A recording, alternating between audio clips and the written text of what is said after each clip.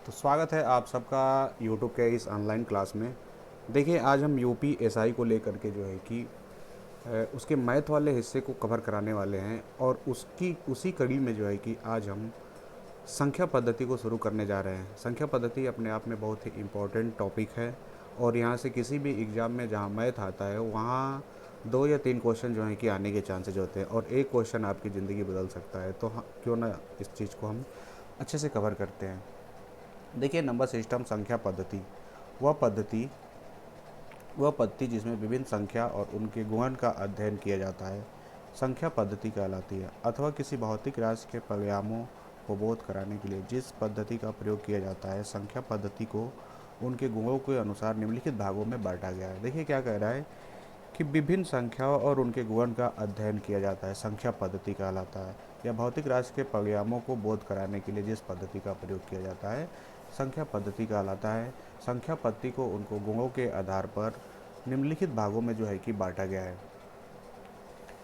देखिए जैसे प्राकृतिक संख्या नेचुरल नंबर, ऐसी संख्या जो वस्तुओं को गिनने के काम आती है उन्हें प्राकृतिक संख्या कहते हैं। प्राकृतिक संख्या को n से प्रकट करते हैं। देखिए क्या कह रहा है कि वस्तुओं के गिनने के काम आती है उन्हें प्राकृतिक संख्या कहते हैं। इन प्राकृतिक संख्या को n से प्रकट करते हैं। n मतलब ये नेचुरल नंबर, ठीक करते हैं। जैसे 1 2 3 4 5 ये अनंत तक, ये सभी संख्याएं जो होंगी ये प्राकृतिक संख्या कही जाएंगी। इसी प्रकार देखिए पूर्ण संख्या, अगला जो है पूर्ण संख्याएं, होल नंबर्स। ये क्या होता है? यदि प्राकृतिक संख्या में जीरो को शामिल कर लिया जाए, यानी प्राकृतिक संख्या हम अभी सीखे थे कि 1 2 3 4 5 अनंत तक की संख्याओं को जो है कि हम नेचुरल नंबर प्राकृतिक संख्या कहते हैं। यदि इसी में हम जीरो को भी शामिल कर लेते हैं तो हम कहेंगे कि ये पूर्ण संख्या का क्रम एक हो जाएगा। और पूर्ण संख्या को प्रकट करते हैं डब्लू से। डब्लू मतलब होल नंबर्स, यानी कि 0 1 2 3 4 कहाँ तक, अनंत तक की संख्याओं को हम पूर्ण संख्या कर लेंगे। क्लियर है? देखिए नोट में क्या दिया हुआ है कि सभी पूर्ण संख्याएं धनात्मक पूर्णांक, देखिएगा इंपॉर्टेंट है, धनात्मक पूर्णांक परिमेय एवं वास्तविक होती है। क्या होती है? सभी पूर्ण संख्याएं धनात्मक होती हैं, परिमेय एवं वास्तविक होती है। सभी प्राकृतिक संख्याएं पूर्ण संख्या है। प्राकृतिक संख्या तो पूर्ण संख्या है, लेकिन सभी पूर्ण संख्याएं प्राकृतिक संख्या नहीं है। जैसे जीरो यहाँ पे कर रहे हैं, जीरो देखिए एक पूर्ण संख्या तो है लेकिन प्राकृतिक संख्या नहीं है। प्राकृतिक संख्या की शुरुआत कहाँ से होती है? तो एक से होती है, जबकि पूर्ण संख्याओं की शुरुआत जो है कि जीरो से ही हो जाती है। तो वही चीज़ कह रहा है कि सभी प्राकृतिक संख्याएं पूर्ण संख्या तो है लेकिन सभी पूर्ण संख्याएं प्राकृतिक संख्या नहीं हो सकती। समझ पा रहे होंगे? चलिए आगे देखते हैं। पूर्णांक संख्याएं प्राकृतिक संख्या शून्य तथा ऋणात्मक संख्याओं के समूह को, देखिए क्या कह रहा है, प्राकृतिक संख्या शून्य तथा ऋणात्मक संख्याओं के समूह को ही पूर्णांक संख्याएं कहते हैं। पूर्णांक संख्याओं को जेड से प्रकट करते हैं। जैसे इनफाइनाइट से हो गया, यानी कि हम क्या कर रहे हैं, हम प्राकृतिक संख्या में चल रहे थे एक से, और पूर्ण संख्या में हम क्या किए थे, जीरो को भी ले लिए थे। लेकिन ये पूर्णांक संख्याएं जो होगी इसके पहले भी जाएगी। देखिए 0 1 2 3 डॉट डॉट डॉट कहाँ तक, ये अनंत तक तो जाएगा ही, पूर्ण संख्या में था। लेकिन पूर्णांक संख्या में क्या कह रहा है कि प्राकृतिक संख्या यानी 1 2 3 4 5 समथिंग अनंत तक, शून्य यानी शून्य को भी इसमें हम शामिल करेंगे। और फिर कह रहा है कि ऋणात्मक संख्याओं के समूह को ही पूर्णांक संख्याएं कहते हैं। यानी इसका मतलब कि हम 0 -1 -2 -3 डॉट डॉट डॉट कहाँ तक, ये इनफाइनाइट अनंत तक की संख्याओं को इसमें शामिल कर लेंगे पूर्ण संख्या। देखिए यहाँ उदाहरण जैसे दिया हुआ है, इनफाइनाइट से लेके कहाँ तक, यानी -4 -3 -2, ये सभी संख्याएं, यानी कि माइनस में हो प्लस में हो जीरो, सभी संख्याओं को जो है कि हम पूर्ण संख्या बोल सकते हैं। अगला देखिए वास्तविक संख्याएं रियल नंबर, दशमलव भिन्न, ऋणात्मक, धनात्मक वर्गमूल, मिश्र सभी वास्तविक संख्याएं हैं। इसका मतलब जैसे हम लिख लिए 3/4 वास्तविक संख्या है, 1/2 ये भी वास्तविक संख्या है, -17 वास्तविक संख्या है, 8.7 वास्तविक संख्या है, -1। हाँ एक चीज़ ध्यान दीजिएगा, एक्सेप्शन है अवास्तविक संख्या है। अवास्तविक संख्या का जो है कि एक एक्सेप्शन है, -1/2, सॉरी -1/0, या फिर रूट में कोई रूट में संख्या हो और वो ऋणात्मक है, वो इसकी जो है कि अपवाद होंगी। ठीक, अगला देखिए, सम संख्याएं इवन नंबर, दो से विभाजित होने वाली प्राकृतिक संख्या, दो से विभाजित होने वाली प्राकृतिक संख्या जो होगी वो सम संख्याएं कही जाएंगी। यानी कोई भी संख्या यदि दो से विभाजित होती है तो उसको जो है कि हम बोल सकते हैं क्या, सम संख्या है। लेकिन क्या बोला गया है, प्राकृतिक संख्या, नहीं ऋणात्मक संख्या ना हो। ये नहीं कि -2 है और हम इसको ले लेंगे, नहीं, क्या होनी चाहिए, वो प्राकृतिक संख्या हो और क्या होनी चाहिए, वो दो से विभाजित होने वाली है, उसको हम सम संख्या बोल सकते हैं। बेसिक चीज़ें हैं, बहुत ही नॉर्मल चीज़ें हैं जो हम छोटी कक्षाओं में पढ़ते हैं। लेकिन संख्या पद्धति का हमको चूँकि शुरुआत करना है चैप्टर को, आगे के बहुत सारे लेवल, अच्छे अच्छे लेवल के क्वेश्चनों को हम इसमें देखेंगे। लगभग संख्या पद्धति मान के चलिए कि 15 से 20 टाइप में कवर होगा। लंबा चैप्टर है निश्चित रूप से, क्वेश्चन यहाँ से ज़्यादा पूछे जाते हैं और फंसाने वाले क्वेश्चन भी पूछे जाते हैं। लेकिन यदि अब एक बार देख लेते हैं सही से तो आसान तरीके से बहुत आराम से क्वेश्चनों को कर ले जाएंगे। अगला देखिए, विषम संख्याएं, ओड नंबर। विषम संख्याएं क्या है, वे प्राकृतिक संख्या जो दो से विभाजित नहीं हो। यहाँ पे क्या थी, जो दो से विभाजित होने वाली, और यहाँ दो से विभाजित नहीं, बस दोनों में यही अंतर है, वो दो से विभाजित होगी, ये दो से विभाजित नहीं होगी। ये क्या कही जाएगी, विषम संख्या कही जाएंगी। सबसे छोटी विषम संख्या की यदि बात करें तो 1 होगा, 3, 5, 7, 9, 11, 13, 15, यानी वे सभी संख्या जो दो से विभाजित नहीं होती हैं वे जो है कि विषम संख्या कही जाएंगी। आगे देखिए, भाज्य संख्या को प्राइम नंबर्स, ऐसी प्राकृतिक संख्या जो एक या अपने को छोड़कर अन्य संख्या से विभाजित हो। क्या कह रहा है, एक से भी विभाजित हो, स्वयं से विभाजित हो, और उसके अतिरिक्त किसी यदि संख्या से वो विभाजित होता है तो उसको हम कह सकते हैं कि भाज्य संख्या है, भाज्य संख्या कहलाती है। जैसे 4 है, 4 को यदि देखा जाए तो 4 क्या हो रहा है, एक से भी विभाजित होगा, दो से भी विभाजित होगा और स्वयं 4 से भी विभाजित होगा। यानी हम सीधी सीधी एक दूसरी भाषा में ऐसे भी कह सकते हैं कि वैसी संख्याएं जो अपने और एक के अतिरिक्त अन्य खंडों से, अन्य किसी से संख्या से विभाजित होगी, वो भाज्य संख्या कही जाएगी। या हम इसको ऐसे भी बोल सकते हैं कि भाज्य संख्याओं के गुणनखंड 2 से अधिक होंगे, 2 से अधिक होने चाहिए। जैसे यहाँ देखिए, 4 के 1 हो गया, 2 हो गया, 4 भी हो गया, 3 हो गया। इसी के जस्ट विपरीत होता है अभाज्य संख्या। Prime numbers or composite number, वे प्राकृतिक संख्या जो केवल एक या अपने से विभाजित हो, अभाज्य संख्याएं कहलाती। इसे देखिए, हम इसको ऋण संख्या के नाम से भी जानते हैं। ऋण संख्या, इसको हम किस नाम से भी जानते हैं, ऋण संख्या के नाम से भी जानते हैं। इसको सही से लिख देते हैं क्योंकि कभी कभी सीधे सीधे यही दे देता है कि निम्न में कौन सी ऋण संख्या है। ऋण संख्या,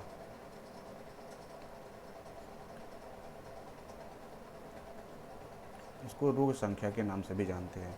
इसमें क्या होता है, एक से विभाजित होगा और स्वयं से विभाजित होगा, उसके अतिरिक्त और कोई उसे संख्या विभाजित नहीं कर सकती है। जैसे यहाँ पे देख पा रहे हैं, 2 है, 3 है, 5 है, 7 है। कन्फ्यूजन में लोग 2 को छोड़ देते हैं, लेकिन ध्यान दीजिएगा, आप देखिएगा 2 के अगर कहें कि 2 किससे विभाजित है तो 2 एक से विभाजित होगा और स्वयं से विभाजित होगा। इसके अतिरिक्त कोई भी ऐसी संख्या नहीं है जो कि इस 2 को विभाजित कर सके। इसका मतलब केवल और केवल 2 होने चाहिए, स्वयं और एक, स्वयं और एक से विभाजित होगा तभी वो अभाज्य संख्या होगा। क्या एक भी एक अभाज्य संख्या है, नहीं। हम एक को क्यों नहीं ले रहे हैं, क्योंकि यहाँ पे 2 होने चाहिए, एक तो स्वयं एक होना चाहिए और एक जो है कि स्वयं होना चाहिए। तो एक को हम 2 बार तो बोलेंगे नहीं। तो एक चीज़ ध्यान रखिएगा कि एक जो है कि अभाज्य संख्या नहीं है, ये गलती आप कर सकते हैं। एक अभाज्य संख्या नहीं है, ऋण संख्या नहीं है। आइए जरा अगला देखते हैं, सह अभाज्य संख्याएं, संख्याओं का वह योग जिसमें एक के अतिरिक्त कोई अन्य उभयनिष्ठ गुणनखंड न हो। एक के अतिरिक्त कोई अन्य उभयनिष्ठ गुणनखंड न हो, इसका मतलब क्या कह रहा है, जैसे उदाहरण में दे रहा है यहाँ पे कि 2, 5। देखिए 2, 5 को काटने वाली कोई ऐसी संख्या चूज करिए जो दोनों को काटती हो, तो आप देख पाएंगे कि एक ही एकमात्र संख्या है एक जो कि इसको कटा पाएगा, इसके अतिरिक्त कोई संख्या नहीं हो सकती। जैसे यदि हम यहाँ पे ले लेते हैं, मान लीजिए 4 और 6, और कह दे कि क्या ये सह अभाज्य हैं, तो आप कहेंगे नहीं। क्यों, क्योंकि हम देख पा रहे हैं कि ये 1 से भी कट रहा है और ये 2 से भी कट रहा है। 2 से मतलब दोनों की बात हम कर रहे हैं। ये ये भी कटा रहा है और एक इसको भी कटा रहा है, दो इसको भी कटा है, जबकि हमने यहाँ पे क्या दे रखा है कि ऐसे युग्म जिनके एक के अतिरिक्त कोई अन्य उभयनिष्ठ गुणनखंड ना हो, जबकि यहाँ पे हो जा रहा है। इसका मतलब 4 और 6 जो है कि सह अभाज्य संख्या नहीं है। क्लियर है? अच्छा, अब देखिए, सअभाज्य संख्या नहीं है। एक चीज़ और होता है कि एक दूसरे से विभाजित भी नहीं होनी चाहिए, ये भी चीज़ ध्यान देना है। जैसे हम यदि लिख दें 2 6, ठीक, ये एक दूसरे से विभाजित ना हो, साथ ही साथ केवल और केवल एक बात वही हुई दोनों। ठीक है, समझ पाए होंगे। आगे देखिए, कह रहा है परिमेय संख्याएं, ऐसी संख्या जो p बाई क्यू के रूप में होती है, जहाँ p और q पूर्णांक संख्याएं हैं और q नॉट इक्वल 0 है। इसका मतलब यह है कि q का मान 0 के बराबर नहीं होना चाहिए। देखिए क्या कह रहा है कि कोई भी ऐसी संख्या जिसको p बाई क्यू के रूप में लिखा जा सके, लेकिन q का मान 0 ना हो। इसका मतलब कि अंश और हर होता है ना, अंश और हर, तो हर कभी भी जो है ना 0 नहीं होना चाहिए। हर जो है कभी भी 0 नहीं होना चाहिए। सीधा सीधा ऐसे समझ ले इस चीज़ को। परिमेय संख्याओं को क्यू से प्रकट करते हैं। उदाहरण इसके इसका दिया हुआ है 5/7, 8/9, 4/7। 0 भी ध्यान दीजिएगा एक परिमेय संख्या है, ठीक। 7/9 इत्यादि जो है कि अपरिमेय संख्या है। परिमेय संख्याओं को छोड़कर जितनी संख्याएं होती हैं अपरिमेय संख्याएं कहलाती हैं। परिमेय संख्याओं को छोड़ करके जितनी भी संख्याएं होती हैं वो अपरिमेय संख्याएं होती हैं। देख लीजिए एक बार, परिमेय संख्याओं को छोड़ करके जितनी संख्याएं होती हैं वो अपरिमेय संख्याएं जो है कि कहलाती हैं। समझ पाए होंगे। उदाहरण जैसे कि दिख पा रहा है √2, √3, -√3, -√2, √5। पाई भी देखिएगा, ध्यान दीजिएगा, ये क्वेश्चन पूछा हुआ है कि क्या पाई एक अपरिमेय संख्या है, तो निश्चित रूप से जो है कि अपरिमेय संख्या है यहाँ पे। समझ पाए होंगे। आगे देखते हैं, तो संख्याओं का आगे देखिए क्या कर रहा है। वास्तविक संख्याएं, रियल नंबर, परिमेय तथा अपरिमेय संख्याओं के समुच्चय को ही वास्तविक संख्या कहा जाता है।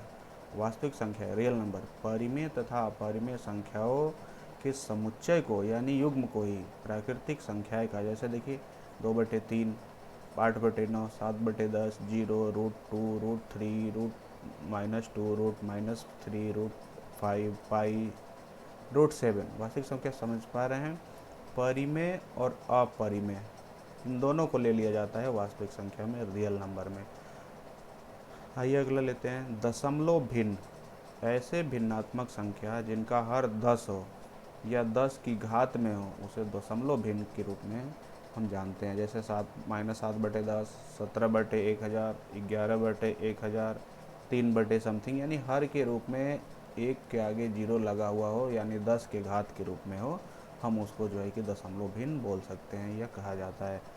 अत्रिभाज्य संख्याएं, prime, triple number, triplet number, sorry, वे तीन प्राकृतिक संख्याएं जिनका महत्तम समापवर्तक यानी HCF 1 हो, अत्रिभाज्य संख्याएं कहलाती है। जैसे 8, 9, 25। अब इसका मसप निकालिए।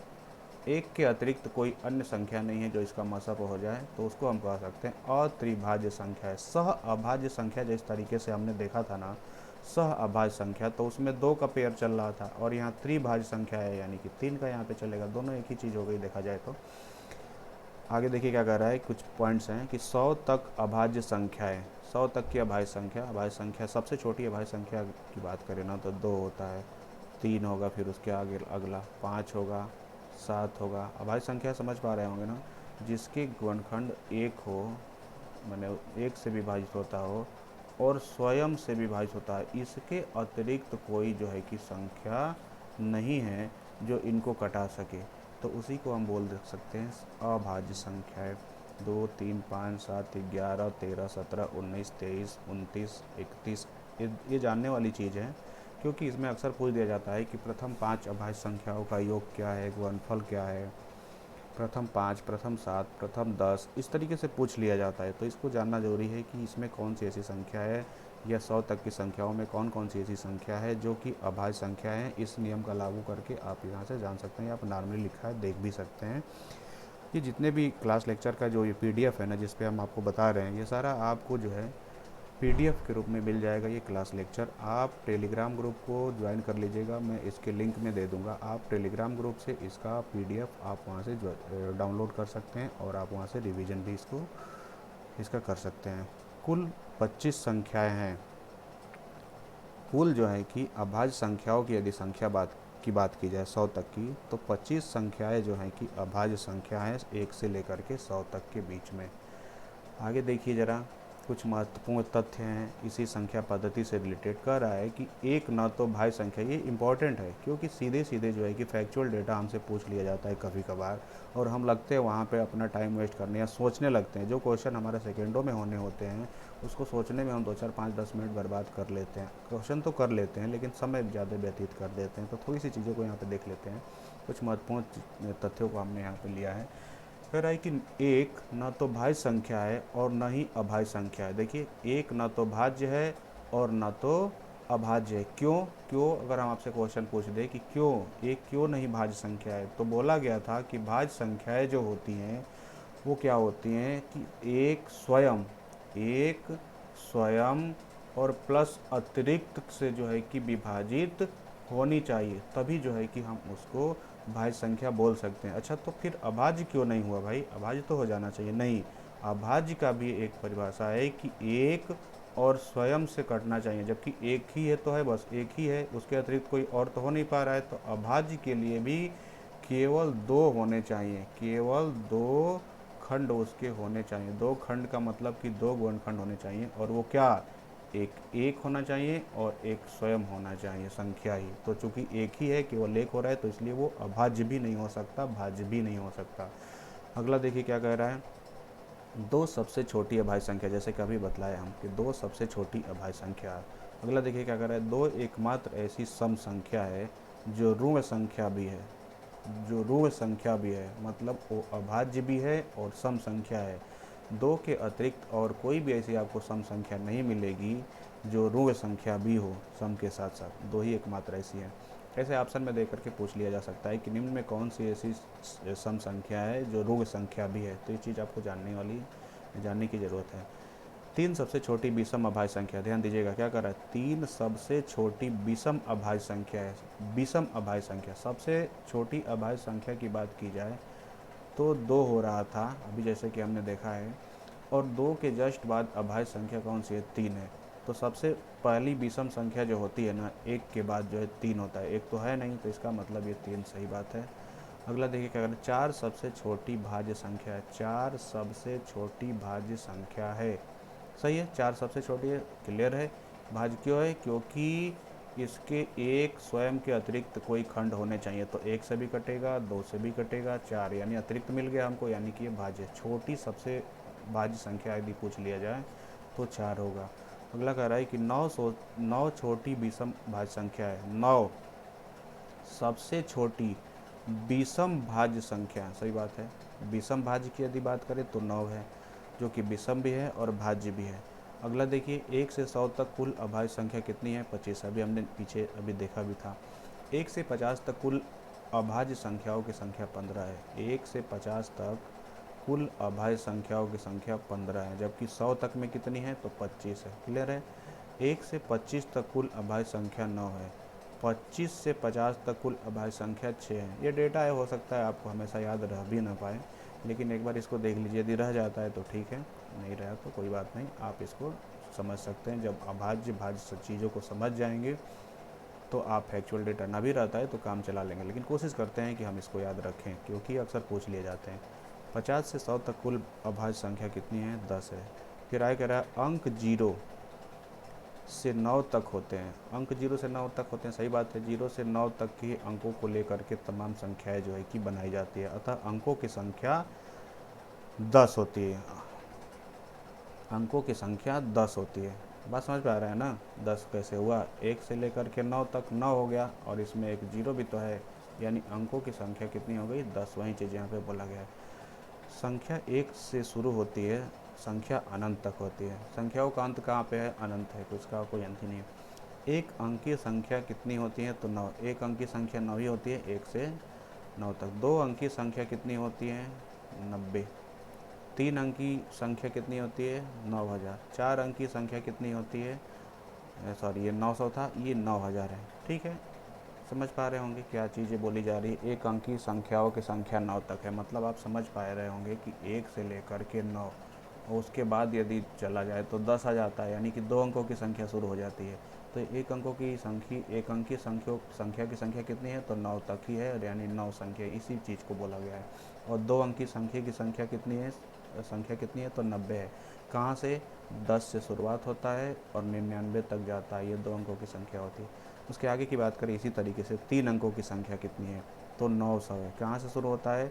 तो 100 से शुरू होता है, ध्यान दीजिएगा, 100 से शुरू होता है और 999 तक जो है की जाता है। ठीक, यानी कि टोटल 900 संख्या हो जाएगी। 4 अंक की संख्या जो है कि इसी प्रकार से होती है। आप 1000 से शुरू करेंगे और 9999 तक की संख्याएं होंगी और टोटल इनकी संख्या कितनी हो जाएगी? तो 9000 हो जाएगी। यही चीज़ पूछा गया है, कभी कभार पूछ लिया जाता है। इसी प्रकार कुछ और देखिए क्या होता है। 1 से 100 तक की संख्याओं में शून्य के अंक 11 होता है। शून्य के अंक जो होते हैं 11 होते हैं। 1 से 100 तक की संख्याएं लिखा जाए तो शून्य जो है कि 11 बार प्रयोग किए जाते हैं। इसी प्रकार से 1 से 100 तक की संख्याओं में 1 के अंक 21 होते हैं, यानी 1 जो है कि 21 बार यूज किया जाता है। यही चीज़ है। 1 से 100 तक की संख्याओं में 2 से 9 तक प्रत्येक अंक 20 बार आते हैं। सही है। 1 से 100 तक की संख्याओं में कुल अंक 192 होते हैं, मतलब कुल अंक कितने यूज हुए हैं? तो 192 अंक यूज हुए हैं। देखिए, ये जरूरी नहीं कि एग्जाम में पूछा जाए, थोड़ी सी एक नॉलेज के लिए था। बाकी हम आगे देखते हैं। समझ पाए होंगे सम संख्या, विषम संख्या, भाज्य संख्या, अभाज्य संख्या, सह अभाज्य, त्रिअभाज्य, सारी चीज़ों को समझ पाए हैं। हम इसके अगले क्रम में चलते हैं और यहाँ से हम भाजकता के नियम पे चलते हैं और यहाँ से क्वेश्चन पूछे जाते हैं। ऐसा नहीं है कि ये ऐसे नॉर्मली है, ये यहाँ से क्वेश्चन पूछे जाते हैं और किस तरीके से क्वेश्चन आते हैं हम इसको हम आगे देखेंगे। पहले हम रूल जान लें कि इसमें किस तरीके से भाज्यता का क्या रूल होता है, उसको समझते हैं।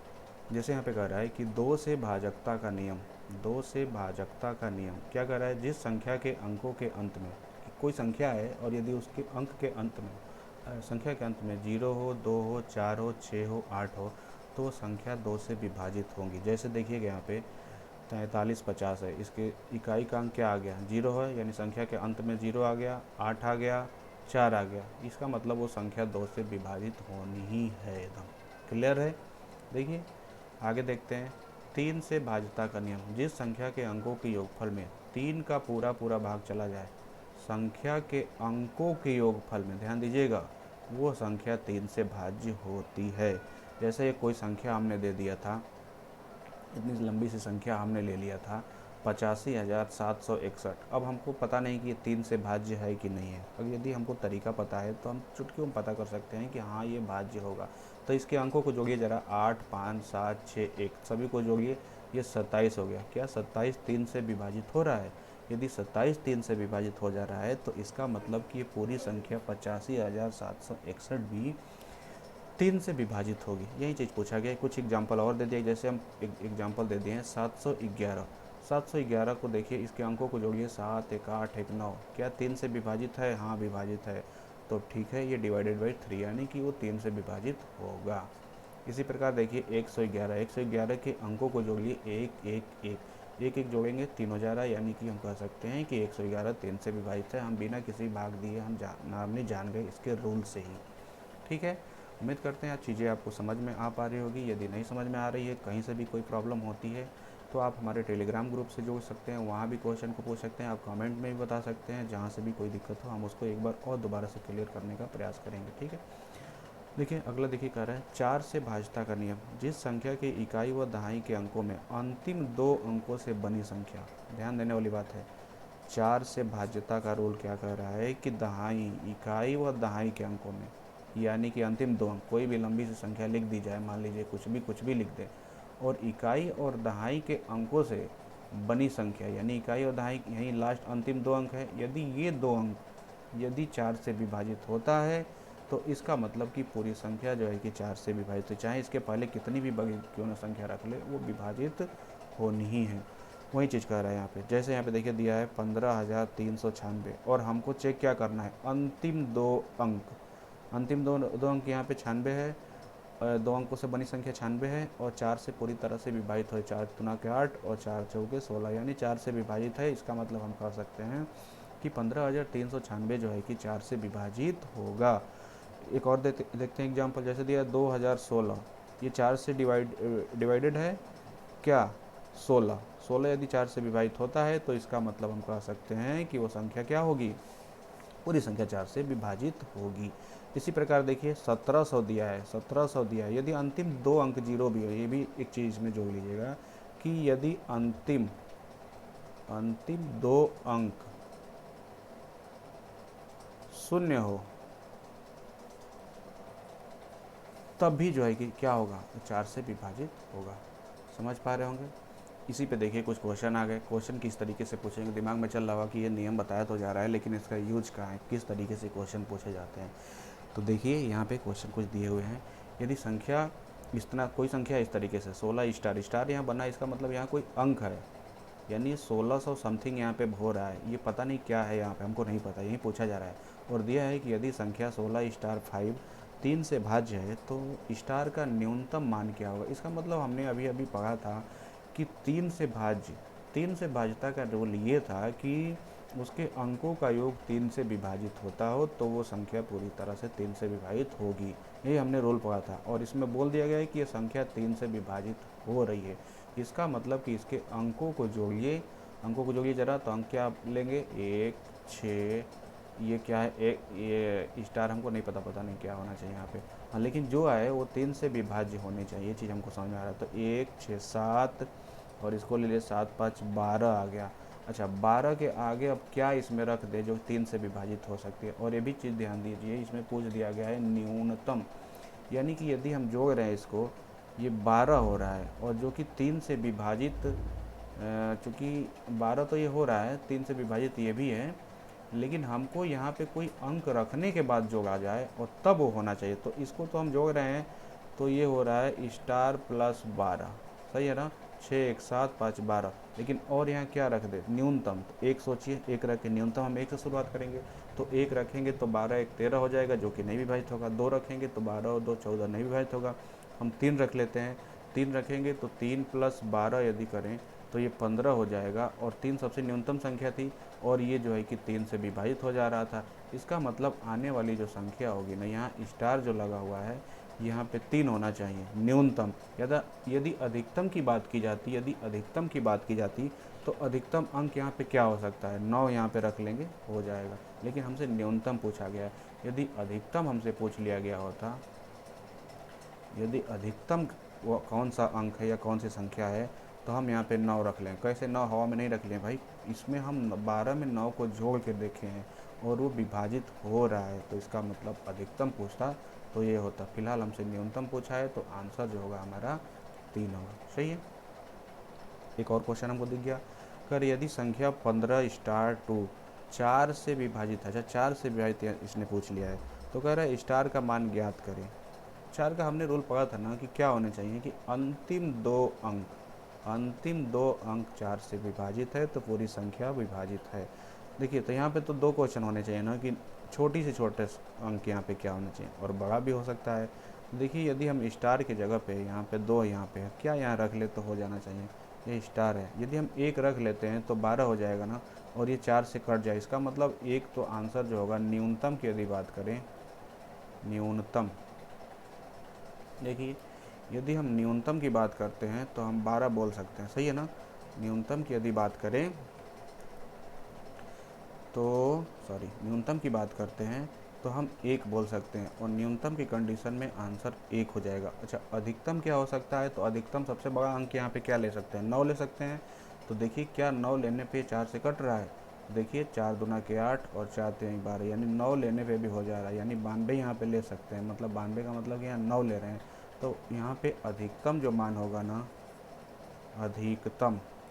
अधिकतम यहाँ पे हम कह सकते हैं कि 9 हो सकता है, हो जाएगा ना। 4 दूना का 8 और 4 3 12 यहाँ पे लेके आप कर सकते हैं। तो अधिकतम यदि पूछा जा रहा है तो आप यहाँ पे लेकर के बता सकते हैं कि अधिकतम यहाँ पे 9 हो सकता है और न्यूनतम यहाँ पे कौन सा अंक हो सकता है, 1 हो सकता है। समझ पा रहे होंगे, उम्मीद करते हैं समझ पा रहे होंगे।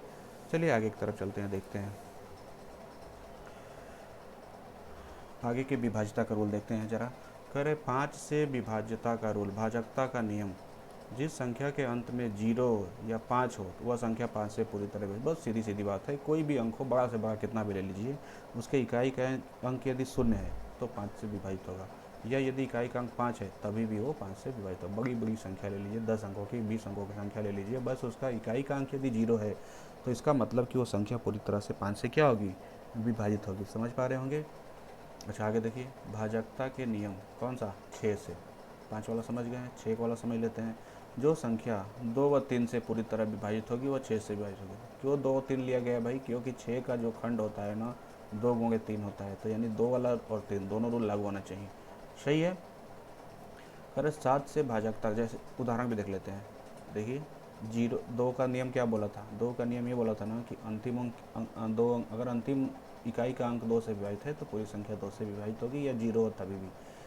और 3 का रूल क्या कह रहा था कि अंकों का योग जो है कि होना चाहिए, इसको जोड़िएगा हो जाएगा, नॉर्मल सी चीज़ है। जो क्वेश्चन सबसे ज़्यादा पूछा जाता है ना, वो 9 का 11 का क्वेश्चन जो है कि ज़्यादा पूछा जाता है क्वेश्चन में, जो हम आगे देखने वाले हैं। ये नॉर्मली बस देख लीजिए ऐसे, उसको लेके रटने नहीं बैठ जाना, इसको रटना नहीं है। आप वीडियो को लेके बहुत परेशान नहीं हो, आराम से बस देखना है। इस वीडियो में, इस क्लास को केवल देखने वाली चीज़ है, यहाँ पे कोई भी लिखने के लिए कोई ज़रूरत नहीं है। आपको सारी चीज़ें PDF मिल जाएंगी टेलीग्राम ग्रुप से।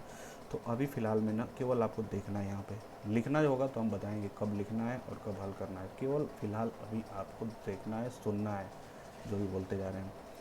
7 का देखिए क्या कर रहा है, 7 से भाजकता का नियम। दी गई संख्या के इकाई के अंक को दोगुना करके शेष संख्या में से घटाने पर यदि संख्या 7 से कट जाए तो 7 से भाज्य होगी, अन्यथा नहीं होगी। क्या कह रहा है, इकाई के अंक को दोगुना कर दीजिए और शेष में से घटाइए, और यदि कट रहा है तो भाई संख्या पूरी तरह से 7 से विभाजित होगी, अन्यथा संख्या 7 से विभाजित नहीं होगी। समझ पा रहे होंगे।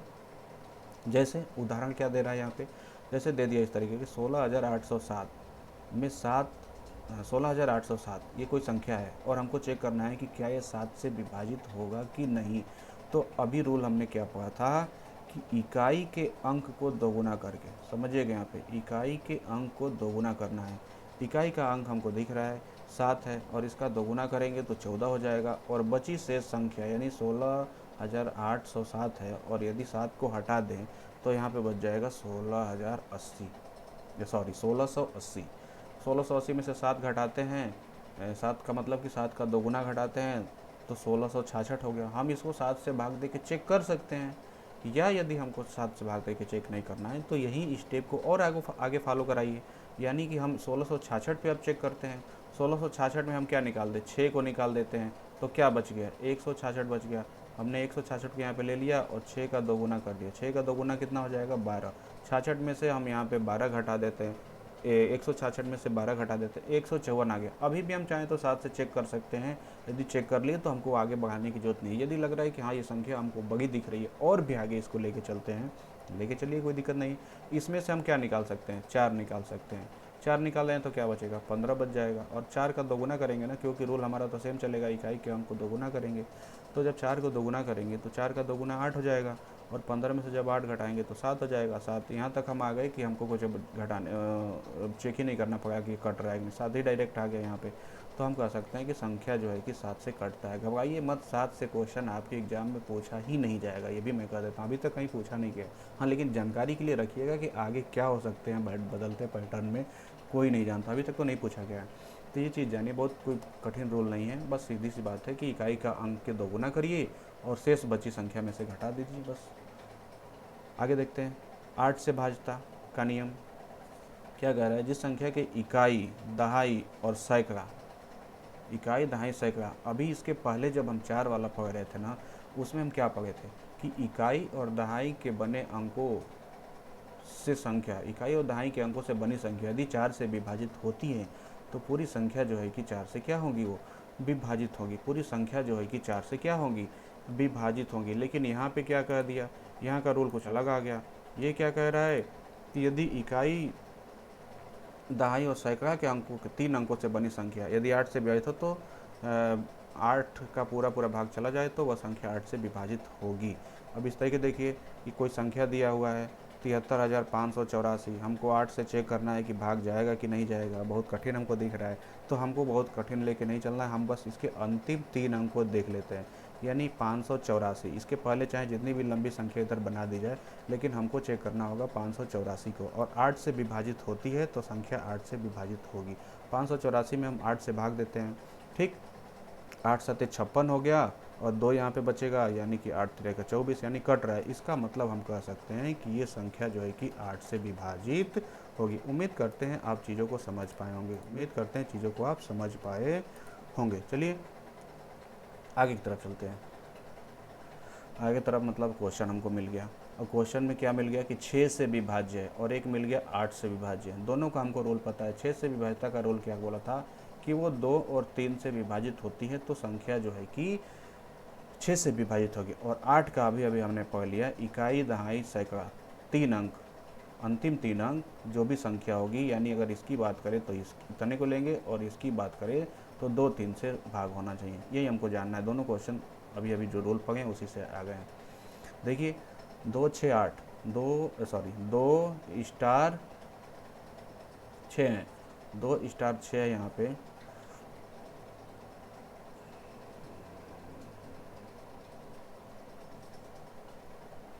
हाँ, तो हमको तो दिख गया कि 2 से विभाजित हो रहा है। कैसे 2 से विभाजित हो रहा है? क्योंकि 2 का नियम होता है कि इकाई का अंक 0 हो या 2 4 6 8 कोई भी हो संख्या, तो 2 से विभाजित हो। तो 2 से तो हमको चेक हो गया। अब हमको बस चेक किससे करना है? 3 से। और 3 के विभाज्यता का रूल क्या है कि अंकों का योग 3 से विभाजित होता हो।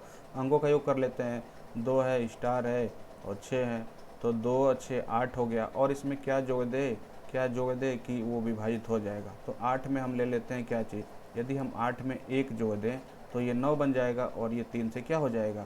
विभाजित हो जाएगा। ये 9 हो जाएगा जो कि 3 से क्या हो जाएगा? विभाज्य होगा। तो इसका मतलब तो ये हुआ ना कि यहाँ पे आपने कौन सा अंक लिया है? तो 1 लिया है। इसका मतलब इस स्टार की जगह पे क्या होना चाहिए? 1 होना चाहिए। तो इसका आप आंसर बतलाएंगे कितना? 1 हो जाएगा, ठीक। अगला देखते हैं। अगले में कह रहा है 8 से विभाजित। 8 का विभाजित अब इस पढ़े हैं क्या चीज़ कि उसका अंतिम 3 अंक यदि 8 से विभाज्य है तो पूरी संख्या 8 से विभाजित होगी। अब इसमें स्टार की जगह पे क्या होना चाहिए? तो 8 से चेक करना है हमको। हम भाग देते हैं तो 8 यहीं 24, ये तो पहले ही कट गया, यानी अब ऐसी संख्या यहाँ होनी चाहिए कि 8 से विभाजित हो। तो क्या होगा? 8 ही होगा। और इसके अतिरिक्त क्या रख सकते हैं यहाँ पे? तो यहाँ पे सीधे सीधे हम कह सकते हैं कि यहाँ पे आंसर जो होगा हमारा 8 होगा। उम्मीद करते हैं समझ पाए होंगे। यदि समझ पाए होंगे तो आप इसके वीडियो को, लिंक को आप शेयर कर सकते हैं अच्छा लगे तो, और सब्सक्राइब भी कर सकते हैं। 9 से भाज्यता का नियम। जिस संख्या के अंकों के योग में 9 से पूरा पूरा भाग चला जाए तो वह संख्या 9 से भाज्य होगी। जिस संख्या के अंकों के योग में क्या अंतर है? 9 3 में कुछ अंतर समझ में आया? कुछ नहीं, हमको तो समझ में आया। अंकों का योग करिए, 9 से भाज्य है, तो 9 अंतर क्यों नहीं समझ में आया? ज़रा सोचिएगा कि 3 और 9 के रूल में क्यों नहीं अंतर समझ में आया? क्योंकि 9 का जो खंड करते हैं ना, तो 3 गुणे 3 होता है, यानी 3 वाला रूल 3 हो, 2 बार एक ही चीज़ तो हम बोलेंगे नहीं। तो यानी 3 वाला यानी जोड़ वाला, 3 और 9 का दोनों का रूल एक ही जैसे हो गया। खंड क्योंकि 9 का 3 गुणे 3 होता है, इसलिए 3 वाला रूल यहाँ पे और 9 वाला रूल यहाँ पे दोनों एक ही जैसे दिख रहा होगा, एक ही है भी। अंकों का योग कर लीजिए। देखिए 4 7 6 9 1 कोई संख्या है, अलग अलग नहीं है। 47,691 है और कह रहा है कि 9 से पूरा पूरा भाग चला जा रहा है। चेक कर लेते हैं। अंकों का योग होगा 7 9 से जाएगा तो यानी पूरी संख्या में 9 से भाग जाएगा। 4 7 और 6 9 1 जोड़ रहे हैं, 27 हो रहा है, 9 से कट जा रहा है, इसका मतलब कि ये सही बात है। 11 से देखते हैं। 9 वाला क्लियर हुआ, आराम से हो जाएगा क्लियर, कोई दिक्कत नहीं। 11 से भाज्यता का नियम। जिस संख्या के सम स्थानों के अंकों और विषम स्थानों के अंकों का अंतर 0, क्या कह दिया? सम स्थान और विषम स्थान। इसका क्या मतलब है? सम स्थान विषम स्थान है क्या, पहले इसको समझना होगा। जैसे मान लीजिए हमने कोई संख्या ले लिया 6 5 4 3 2 1, मतलब अलग अलग नहीं संख्या है, 65,432 है। और सम स्थान विषम स्थान का मतलब ये होना कि पहला संख्या है, दूसरी संख्या है, तीसरी संख्या है, चौथी संख्या है, पाँचवीं संख्या है। तो इसको हम क्या बोलेंगे? विषम। एक विषम है, 3 विषम है, 5 है। तो इनको जो है ना कि इस तरीके से जोड़ना होता है। और इनको जो है कि अलग जोड़ना होता। और यदि जोड़ने पे इसके अंकों का योग जो होगा, सॉरी अंकों का अंतर जो होगा शून्य हो जाए, या अंतर जो है कि कोई ऐसी संख्या है जो 11 से कटती हो, तो पूरी संख्या वो जो है कि 11 से विभाजित होंगी। समझ पा रहे होंगे। अंकों का अंतर, योग का अंतर शून्य हो, या फिर 11 से विभाजित होने वाली कोई संख्या है, तो वो संख्या पूरी तरह से 9 से विभाजित, सॉरी 11 से विभाजित होगी। और सम विषम स्थानों का मतलब भी समझ चुके हैं, यानी पहले एक का अंतर समझ लीजिए। अगर कुछ ना समझ पा रहे हो, यदि समझने में यहाँ पे दिक्कत हो रही है, तो आप सीधा सीधा समझिए कि एक एक की गैपिंग, एक एक संख्याओं का अंतर कर लीजिए और दोनों को जो है कि जोड़ लीजिए। जैसे हम यहाँ पे एक संख्या लेते हैं, जैसा कि दिया हुआ एग्जाम्पल में हमारे 95,744 है, और हमसे ये 11 से विभाजित है। ये कैसे चेक करेंगे, तो कह रहे हैं सम विषम स्थान। देखिए 9 7, फिर उसके बाद से क्या आएगा 4, तो 9 7 4। अच्छा, और फिर इधर से जोड़िए 5 4, कुछ नहीं, 5 4 9 हो गया, और 9 7 16, और 16 4 20, और 20 में से यहाँ जोड़ेंगे तो 20 हो रहा होगा, और यहाँ घटा रहे होंगे तो 5 4 9 हो गया। और घटाने के बाद जो है कि हमको क्या मिल रहा है 11। तो देखिए हमसे नियम क्या बोला गया, हमको अभी क्या सीखने को मिला है कि 0 हो या 11 से विभाजित हो तो संख्या 11 से पूरी तरह से विभाजित होगी। वहीं आगे 11 से 11 विभाजित हो गया, यानी सही है। यानी ये एग्जाम्पल हम चेक कर पा रहे हैं जो सही है। आगे क्या कह रहा है, देखिए ज़रा नोट में कुछ दिया हुआ है। यदि कोई संख्या 6 बार, अच्छा एक ही अंक पुनरावृत्ति से बनी हो, एक ही अंक पुनरावृत्ति से बनी, इसका मतलब क्या हो रहा है। जैसे मान लीजिए 5 5 5 5 5, कितनी बार हुआ 5 बार, अच्छा 6 बार जी। अगर इस तरीके से कोई संख्या है, एक ही अंक है और 6 बार आया है पुनरावृत्ति, मतलब दोहरा देना, वही संख्या कई 6 बार आ गया है और इससे कोई संख्या इस तरीके से बन गया, तो कह रहा ये याद रखने वाली चीज़ है, ये इम्पॉर्टेंट है। ये सीधे क्वेश्चन एग्जाम में पूछा है और वहाँ पे हम सोच नहीं पाएंगे, टाइम नहीं होगा हमारे पास सोचने के लिए, और काफ़ी जो है कि हम इस पर टाइम वेस्ट कर सकते हैं, या हो सकता है क्वेश्चन आप छोड़ के भी आ जाए। तो ये थोड़ा सा हमको यहाँ पे इसको याद करने वाली चीज़ है, याद हमको कर लेना चाहिए। यदि कोई संख्या 6 बार एक ही अंक की पुनरावृत्ति से बनी हो, तो वह संख्या 3 7 11 13 व 37 से पूर्णतः विभाजित होगी। अगर हम कह दें कि ये दी गई संख्या जो इतना लिख दिए हैं, ये किससे विभाजित होगी, और ऑप्शन में हम इन्हीं किसी एक ऑप्शन को देंगे, बाकी 3 ऑप्शन किसी अन्य को दे देंगे, और आप हो जाएंगे परेशान, लगेंगे एक एक को चेक करने, उठा के भाग देने या परेशान होने। टाइम आप आंसर तो निकाल सकते हैं, लेकिन जो आंसर हमारे 5 सेकंड 10 सेकंड में होने चाहिए, वो हो सकता है 5 मिनट भी ले लें, 10 मिनट भी ले लें। तो यही सीधी सी चीज़ें इस याद करने लायक है, आप इसको याद कर लीजिएगा, हम तो यही कहेंगे। 3 से भाग दीजिए, 7 से भाग दीजिए, 11 से भाग दीजिए, 13 से भाग दीजिए, 37 से भाग दीजिए। संख्या जो है कि क्या करेगा, ये कटेगा कब, ये चीज़ याद रख लीजिएगा कि 6 बार एक ही अंक पुनरावृत्ति होती है। या इसी तरीके से कोई अन्य, मान लीजिए 7 ले लेते हैं, 7 7 7 7, और एक बार और 7, 6 बार पुनरावृत्ति हुई, इसका मतलब कि ये संख्या जो होगा इन संख्याओं से क्या होगा, कट रहा होगा। समझ पा रहे होंगे।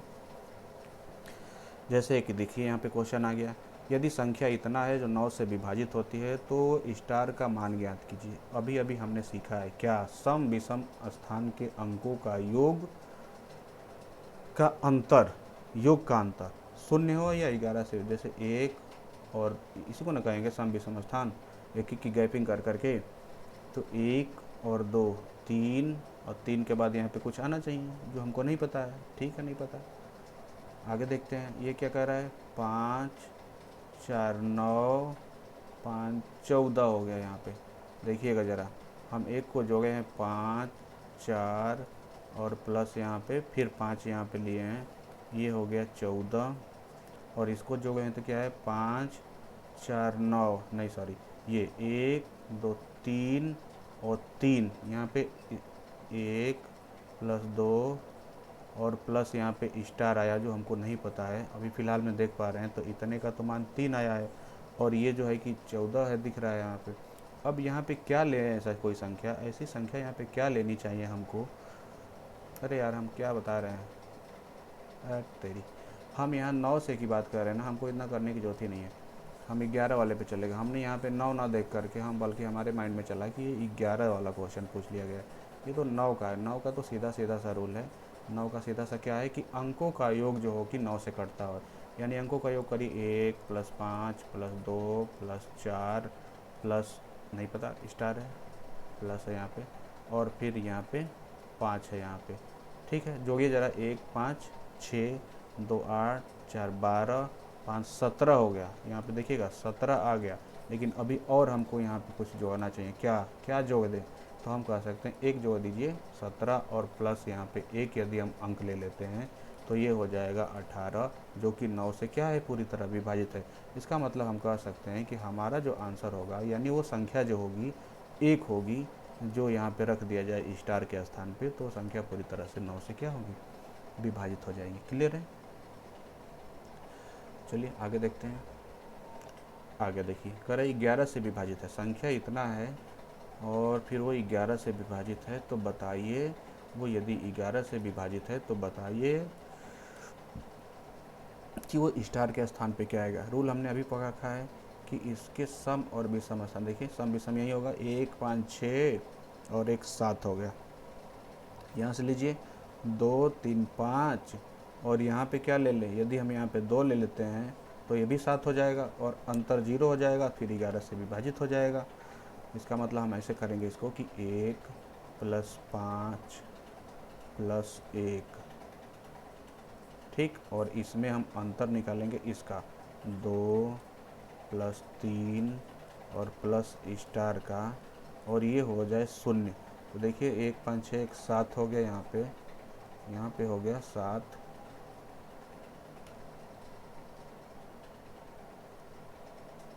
यहाँ पे हो गया 7 माइनस यहाँ पे क्या हो गया, यहाँ पे हम क्या रख लें, यहाँ पे यदि रख लेते हैं 2, तो 2 3 5 और 2 7 यहाँ भी हो जाएगा और ये हो जाएगा 0, जो कि 11 से विभाजित हो जाएगा। इसका मतलब हमारा स्टार जो होगा वो 2 जो होगा, यानी स्टार के स्थान पे 2 आएगा, आंसर हमारा जो है कि 2 होगा। आगे देखिए, इस तरीके के जितने भी क्वेश्चन होंगे आप अंकों से रिलेटेड विभाज्यता के रूल पे आधारित, आप इन्हीं चीज़ों को लेकर के आप कर सकते हैं। क्लियर है चीज़ें?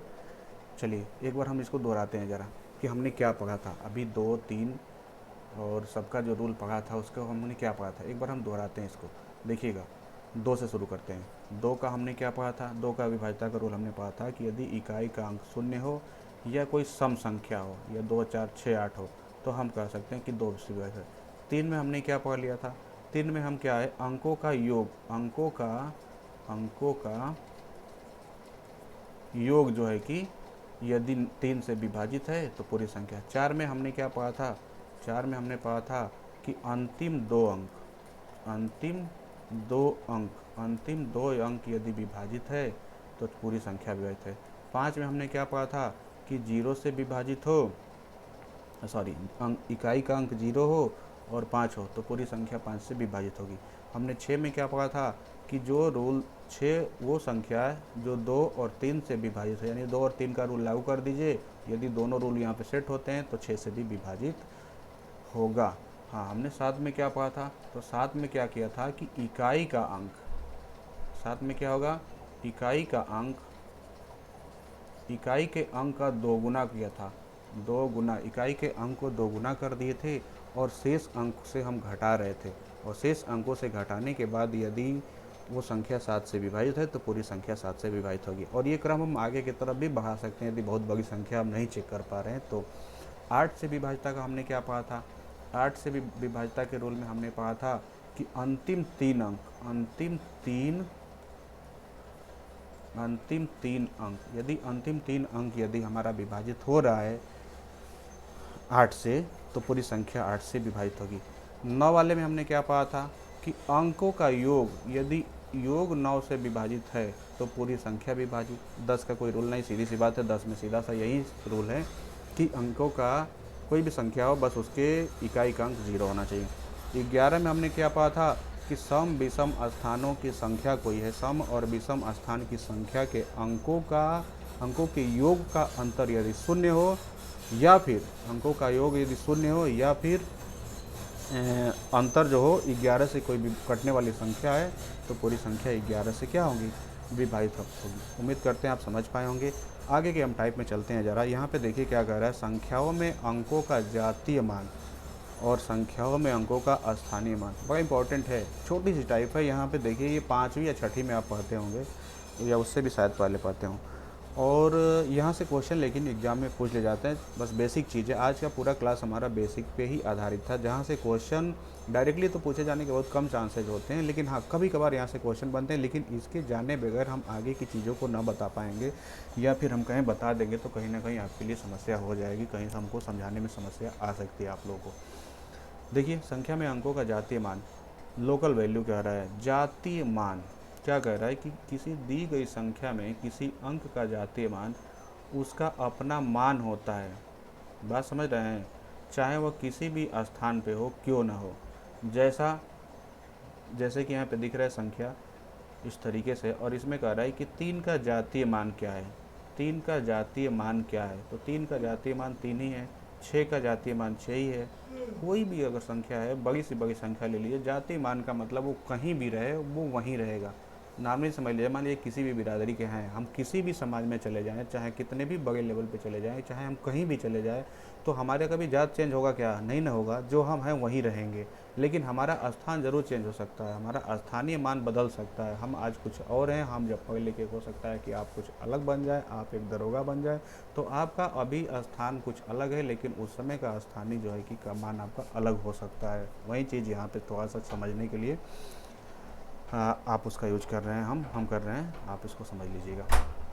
कोई भी संख्या है, जैसे हमने यहाँ पे ले लिया 22, 55, 3। हम कहें 5 का स्थान जातीय मान क्या है, तो 5 का जातीय मान 5 ही है, कोई दिक्कत नहीं। 3 का जातीय मान 3 ही है, लेकिन इसके स्थानीय मान में परिवर्तन होता है। स्थानीय मान की यदि कोई बात कर दी जाए तब वहाँ पे होता है उसका अंतर। क्या होगा? यदि अंकों का स्थानीय मान यदि पूछ दी जाए, तो किसी दी गई संख्या में इकाई का स्थानीय मान, किसी दी गई संख्या में, जैसे मान लीजिए हम कोई संख्या ले लेते हैं 73 ले लेते हैं, ऐसे मान लेते हैं, कुछ अलग लेते हैं यहाँ पे थोड़ा सा। हाँ, हम कुछ इस तरीके से संख्या ले लिए, हमने कुछ इस तरीके से संख्या ले लिया, और हम कह रहे हैं स्थानीय मान। तो स्थानीय मान निकालने के लिए क्या होता है ना, कि इकाई के अंक में 1 का गुणा, दहाई के अंक में 10 का गुणा, और सैकड़े के अंक में 100 का गुणा, और इसी तरीके से चौथे अंक का होगा तो 4 जीरो लगा देंगे। मतलब सीधी सीधी बात हम इस तरीके से कह सकते हैं कि जब भी यदि कहीं भी संख्या का स्थानीय मान पूछा जाए, तो संख्या को रख करके हम ये देखते हैं कि उसके दाएं तरफ, संख्या के दाहिने तरफ कितने अंक हैं, उतने हम शून्य रख लेंगे, उसका स्थानीय मान हो जाएगा। जैसे 6 के पहले कितने शून्य हैं दाहिनी तरफ, आप कहेंगे 6 के बाद पहले कोई शून्य नहीं, तो कोई बात नहीं, यहाँ पे इसका मान 6 ही रह जाएगा। और यदि 7 के पहले कितने शून्य हैं, तो आप कहेंगे 7 के, सॉरी शून्य नहीं, संख्या 7 के पहले एक अंक है तो 70। 2 का स्थानीय मान, तो 2 के पहले कितने अंक हैं? 2 अंक हैं, अब 2 लगा लिए, मतलब वही चीज़ है यहाँ पे, सीधा सीधा यहाँ पे इकाई, दहाई, सैकड़े के स्थान पे है तो 2 जीरो, हज़ार के स्थान पे है तो 3 जीरो। एक समझने के लिए हमने बता दिया है कि इसके दाहिने तरफ जितने अंक होंगे जीरो लगा लीजिए, सीधी सीधी चीज़ है। 3 जीरो लगा लिए, हम कहेंगे इसका मान 3000 है।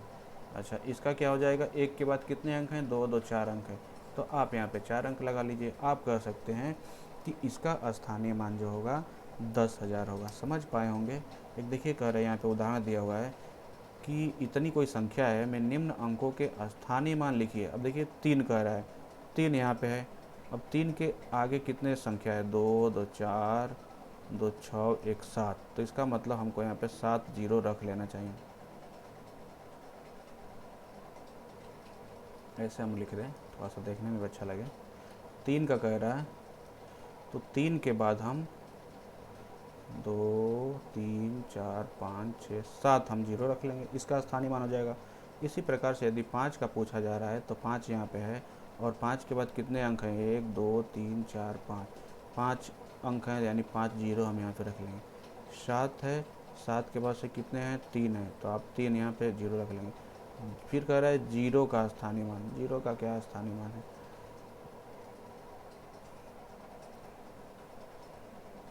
सैकड़े के स्थान पे जीरो में आप जीरो करेंगे, जीरो का स्थानीय मान भी वही हो जाएगा फिर यहाँ पे।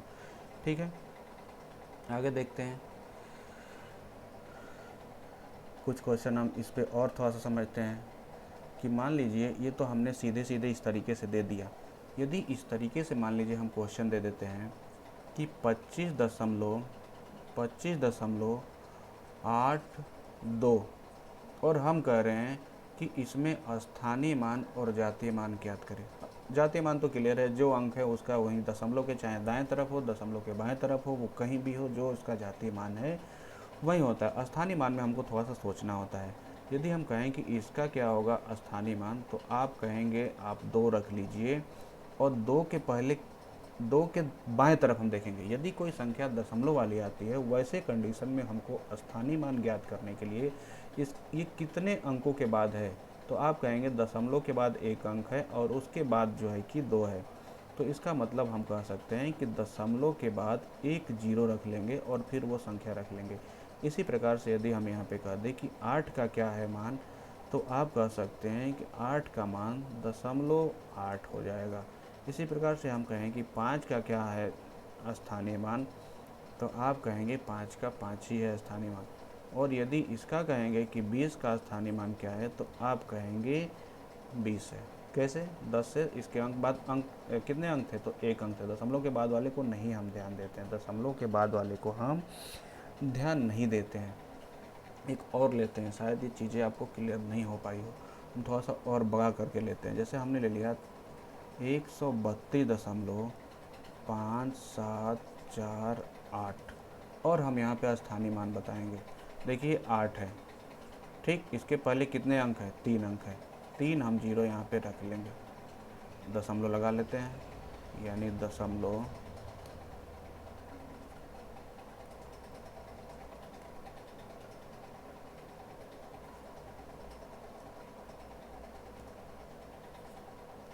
0.0008।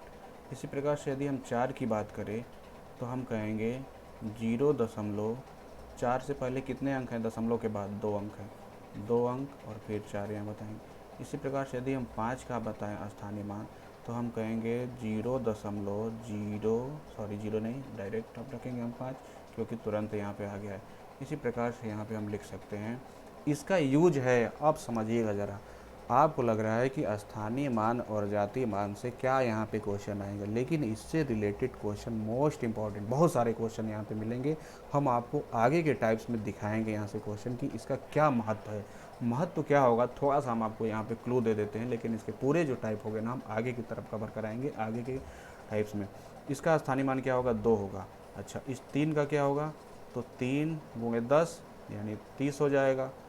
यहाँ 1 का क्या होगा, तो 1 का आप बता सकते हैं कि 1 का स्थानीय मान, 1 के बाद कितने जीरो, 2 जीरो, यानी यहाँ पे कह सकते हैं कि इसका मान 100 होगा। हम क्या कह रहे थे कि बताएंगे, हम क्या बताएंगे, जैसे हम एक और क्वेश्चन लेते हैं, 231.75। हम स्थानीय मान की यदि बात करें ना, तो आप कहेंगे कि 0.05 सही है। और यदि हम इसकी स्थानीय मान की बात करें, तो 0.7 होगा। हम इसके स्थानीय मान की बात करें, तो आप कहेंगे कि 1 होगा। और यदि इसकी हम स्थानीय मान की बात करें, तो आप कहेंगे 30 होगा। और इसके स्थानीय मान की बात करें, तो आप कहेंगे 200 होगा। अब इसी से क्वेश्चन हमको आगे के टाइप में बनाने होते हैं। आप ध्यान दीजिएगा कि जितने भी ये लिखे हैं ना, इन स्थानीय मानों के अंकों, स्थानीय मानों का योग ही ये पूरी संख्या होती है। बस थोड़ा सा आपको यहाँ से समझाना चाहते हैं, ये स्थानीय मानों का योग ही ये संख्या होती है। आगे के टाइप में आएगा और अच्छे अच्छे क्वेश्चन यहाँ से आपको देखने को मिलेंगे। घबराइए नहीं, यानी हम यहाँ से कह सकते हैं ना कि 20 + 30 + 1 + 0.7 है 0.7 + 0.05, यदि आप इसको जोड़ेंगे ना, ये बन जाएगा 231.75। वही जो अभी अंक जो हमने यहाँ पे लिया था इसी का तो है, लेकिन इसका क्या यूटिलाइज है हम इसको आगे के टाइप में आपको दिखाएंगे, अभी नहीं, ठीक, कवर जरूर करेंगे इसमें हम। तो धन्यवाद, उम्मीद करते हैं आप चीज़ों को समझ गए होंगे। अब देखिए इसके आगे की वीडियो में जो है कि हम अगले नेक्स्ट वीडियो में लाएंगे, जिसमें हम सीखेंगे इकाई का अंक ज्ञात करना, मोस्ट इंपॉर्टेंट है। इकाई का अंक ज्ञात करना, शेषफल ज्ञात करना, इकाई के अंक में ज्ञात करना, इसमें हम कई तरह से देखते हैं। इकाई का अंक ज्ञात किया जाता है तो एक सीधी सीधी संख्या होती है, फिर कुछ होती है घात वाली संख्या होती है, और फिर इसी तरीके से शेषफल ज्ञात करना। शेषफल ज्ञात करने वाले में भी कई तरह के क्वेश्चन होते हैं, कई टाइप्स के क्वेश्चन होते हैं, वहाँ भी हम इसको चीज़ों को कवर करेंगे, ये भी मोस्ट इंपॉर्टेंट है। शून्य की संख्या ज्ञात करना। देखिए क्या होता है कि शून्य की संख्या से रिलेटेड भी क्वेश्चन आएंगे कि भाग दिया जाएगा तो दाहिने तरफ कितने शून्य बच आएंगे, इस तरीके से क्वेश्चन होते हैं। और एक होता है इंपॉर्टेंट टाइप, उभयनिष्ठ गुणनखंडों की संख्या ज्ञात करना, उभयनिष्ठ गुणनखंड ज्ञात करना। ठीक, ये सारी चीज़ें जो है कि हम अगले नेक्स्ट वीडियो में जो है कि कवर करने वाले हैं। तो बहुत बहुत धन्यवाद। उम्मीद करते हैं आपको ये सेशन पसंद आया होगा। आप वीडियो को लाइक करिएगा, शेयर करिएगा, लिंक को चैनल के ग्रुप में शेयर करिए और चैनल को सब्सक्राइब कर लीजिएगा और अपने दोस्तों तक इसको पहुंचाइए ताकि हमारा भी इसमें मोटिवेशन बना रहे। निश्चित रूप से आपको क्लास बेहतर लगेगा। हम बहुत जल्दबाजी में चीज़ों को कवर करने वाले नहीं हैं। इससे अगर पहले हमसे थोड़ा सा ही पढ़े होंगे तो शायद हम हमारे बारे में जानते हों। चीज़ें आपको इतनी चीज़ें क्लियर करा दी जाएगी कि दोबारा मैथ में उठा करके आपको फिर छूना नहीं पड़ेगा कुछ, ये मेरी गारंटी है। हाँ, थोड़ा सा धैर्य की ज़रूरत है हमारे क्लास में। चीज़ें हम वो नहीं बताएंगे जो व्यू हमको बढ़ाना हो, हम चीज़ें वो चीज़ें लेके कवर करेंगे जो इम्पोर्टेंट हो और एग्ज़ाम ओरिएंटेड हो, ना कि व्यू हमारा बढ़े। ठीक है, तो बहुत बहुत धन्यवाद।